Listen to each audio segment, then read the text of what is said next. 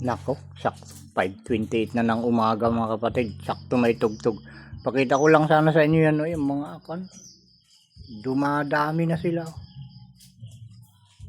Oo, sana hindi ma-pick up yung tugtog malayo.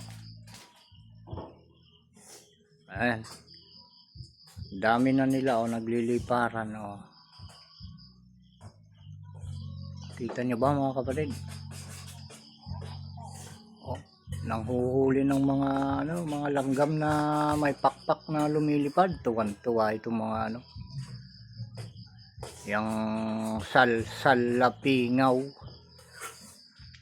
sa Ilocano. Ang tawag diyan ay salapingaw. Oh, lumadami na sila. Oh, masdan yung mabuti mga kapatid, oh. Ayan, halos magbanggaan na sila, eh, oh. O pagka ganyan kalalaki yung mga pukyutan, nakakatakot na mga kapatid. Sobrang takot ng hatid ng mga yan. Kung ganyan nakalalaki yung mga pukyutan. O pansin nyo mga kapatid, ang dami na nila. Oo, di ba? Titigan nyo mabuti yung screen, yung nagsasalim bayan ng mga sasalapingaw. Di ba? May dumaan pang motor. Yan, dami.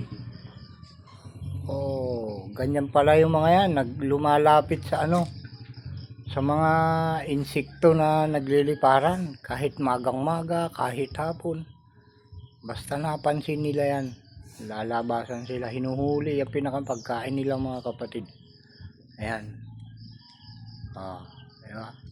Ganyan pala sila. Biyaya ng Ama sa kanila din yan. Diba? Parang namumulot lang sila, di kagaya natin na nagpapakapagod pa para makakuha ng pagkain.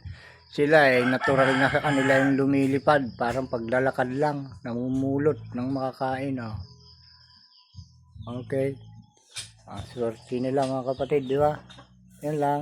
Salamat sa panonood muli.